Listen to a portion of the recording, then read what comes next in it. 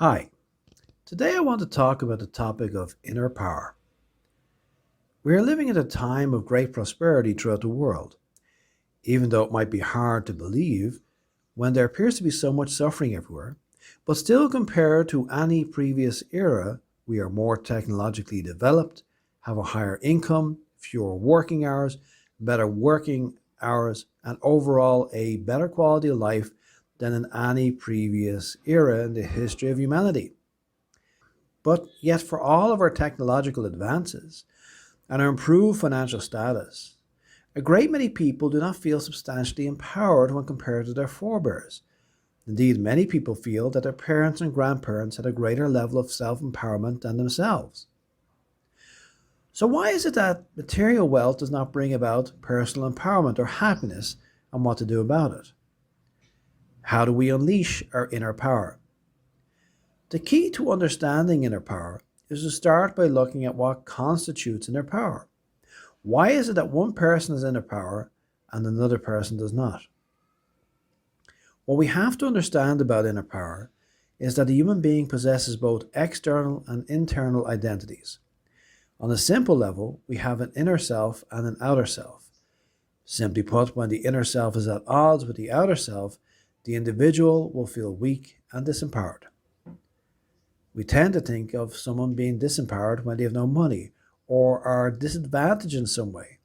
However, a person can be rich and successful and even outwardly powerful and yet be disempowered on an inner level. Someone like Adolf Hitler, for example, projected his fears into certain groups of people and they became the enemy. Externally, he was powerful, but yet he was haunted and tormented by his own insecurities, which he projected onto others, and then he went out of his way to destroy the people who he identified with his insecurities instead of the insecurities themselves.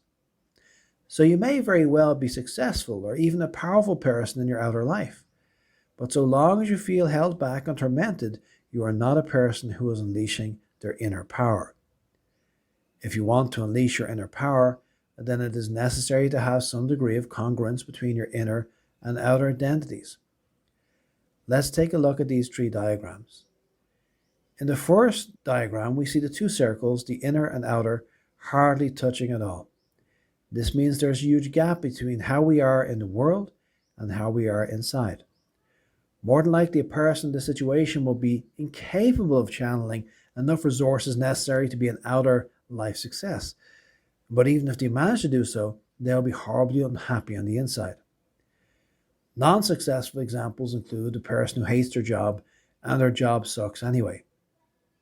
We also have the person who never appears to be able to either get or maintain healthy, happy relationships.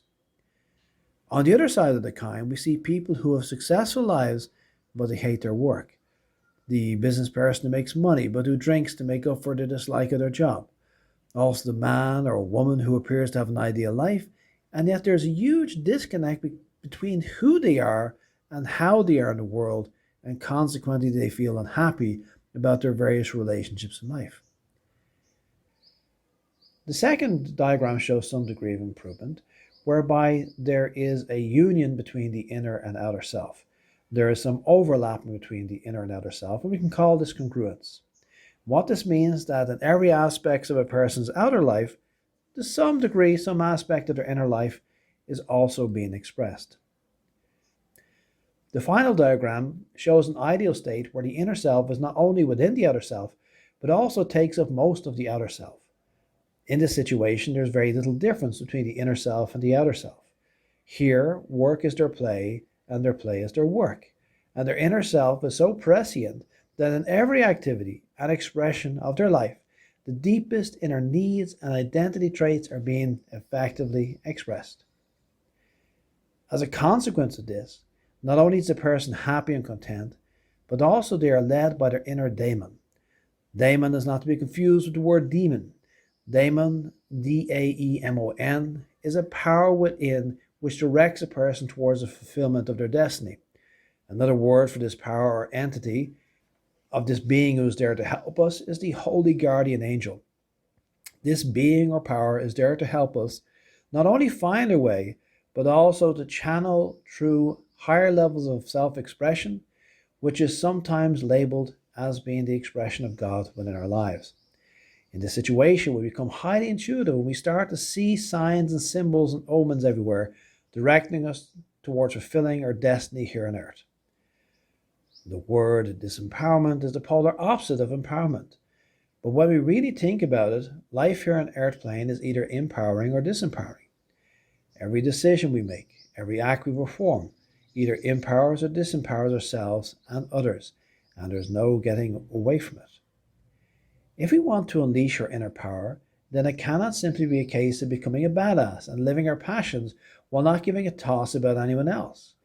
What we have to understand is that our outer world is but a reflection of our inner world.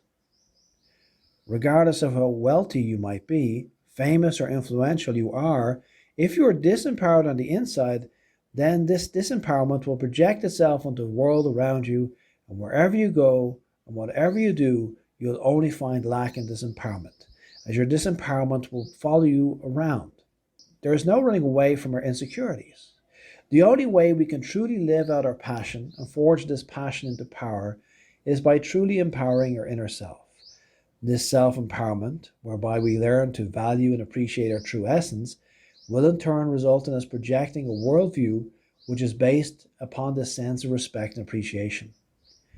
Consequently, as well as being a life success, we find when we empower ourselves that we start seeing the good in others and wanting to empower them also.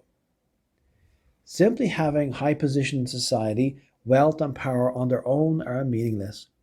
We need meaning in our life, and when we learn to appreciate ourselves, we simultaneously learn to appreciate others also. If you want to unleash your inner power, then start by empowering yourself, learning about yourself and learning to appreciate yourself, warts and all. Secondly, work at aligning your outer life to the values and aspirations of your inner life, and over time your life will become more congruent, and hence your life will become more successful and meaningful. Of course, this leaves the question of how do we learn about ourselves and how do we appreciate ourselves? There's no single answer here. I have developed a life philosophy over time, whereby I have come to the conclusion that each human being is special and that we are born perfect, but we develop a false self in an attempt to fit in with society. What we have to do is learn about who we really are. This might take you years, but believe me, there is a quintessential self within you who has a unique set of capacities and aptitudes, which when they're allowed to blossom and grow, will empower you, and this is the inner power which you need to unleash. The majority of successful people think that inner power is about concentration, fulfilling goals, being a badass and all. This sounds good, but really your inner power is your uniqueness and the quality which you can bring as a form of self-expression to every decision you make and to every action which you take in your life. This is true empowerment. It might take a while to get there, but it's worth getting there, as this is where true empowerment and enlightenment is to be found. I hope you liked this video. Please like and subscribe, and I'll talk to you next time.